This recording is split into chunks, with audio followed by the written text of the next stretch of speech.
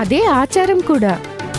ఓ పోన్లే, మళ్ళీ మీరే కొనాలని చెప్తే ఆనంది ఇబ్బందుల్లో పడుతుంది. సౌందర్య, ఈ అతివాగుడే తగ్గించుకో అని చాలాసార్లు చెప్పాను. అక్క, నాన్న ఈ కార్యక్రమం గురించి బావగారితో వాళ్ళ అమ్మా నాన్నలతో చెప్పారా? లేదే, ఇంకా చెప్పలేదంట. ముందు నాకే ఫోన్ చేసి చెప్పారు. అలాగా, సరే. ముందు ఈ విషయం గురించి బావగారి వాళ్ళ అమ్మా నాన్నగారికి చెప్పమని నాన్నకి చెప్పు. నీకేమైనా మతిపోయిందా ఆనంది?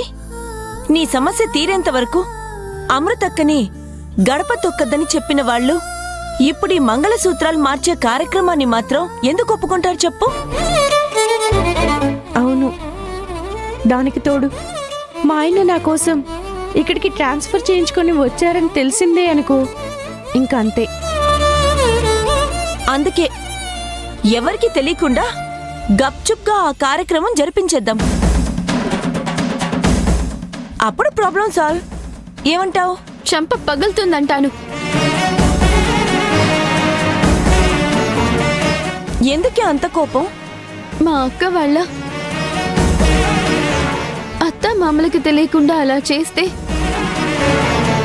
రేపు వాళ్ళకి విషయం తెలిస్తే అక్క ఆ గుమ్మంలో కాలు పెట్టగలదా? ఒకవేళ వెళ్ళినా మనశ్శాంతిగా ఉండగలదా? సౌందర్య, అవునా కాదా? సారీ, నాది నిజంగానే మట్టి బుర్ర. Sorry sorry.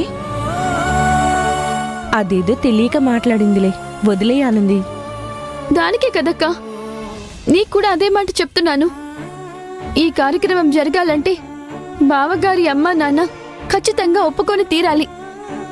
కాబట్టి ఈ విషయం వెంటనే నాన్నకి చెప్పు.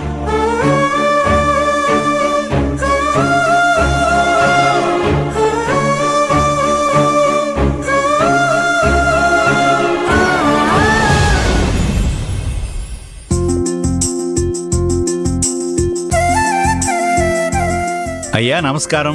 నమస్కారం పంతులు గారు, రండి కూర్చోండి. బాగున్నారు పంతులు గారు? అవునానండి. ఏదైనా పని మీద వచ్చారా? అంటే పార్వతమ్మ గారు రమ్మన్నారండి. పార్వతి రమ్మందా? పార్వతి, పార్వతి!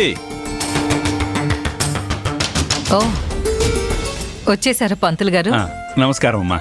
అయ్యో, మీరు దేవుళ్లతో సమానం. ఆశీర్వదించాలి తప్ప మాకు నమస్కారం చేయకూడదు. సరే సరే, మీరేం తీసుకుంటారు? లేదు, ఇప్పుడేం వద్దమ్మా, ముందు మీరు కూర్చోండి.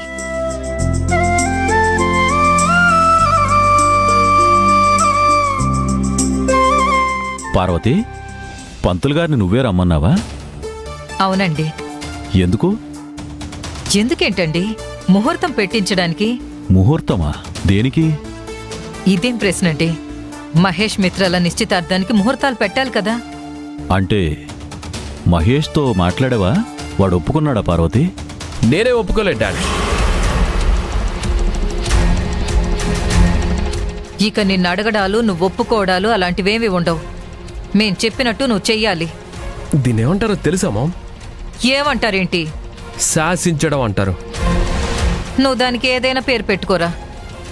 నీకు మిత్రకి ఎంగేజ్మెంట్, ఆ తర్వాత వెంటనే మ్యారేజ్. పంతులు గారు, ఇద్దరు జాతకాలు తీసుకొస్తానుండండి. అమ్మా, ఒక్క మాట చెప్పండి పంతులు గారు. అమ్మా, పెద్దల నిర్ణయానికి పిల్లలు తల వంచటం, ఆచరించడం అనేది ఆ కాలం మాట. ఇప్పుడలా లేదు కదా. కాబట్టి మీ కుమారుడి అనుమతితో.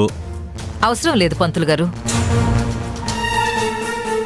పార్వతి, మహేష్ ఒప్పుకోకుండా ముహూర్తం పెట్టి నువ్వు సాధించేదేంటి?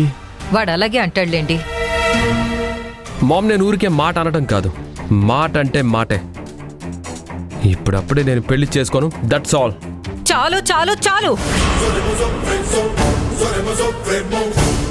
నువ్వు చెప్పింది మేం విన్నది చాలు. ఇక నీ మాటకి విలువ లేదు, వినేదే లేదు ఇంకా.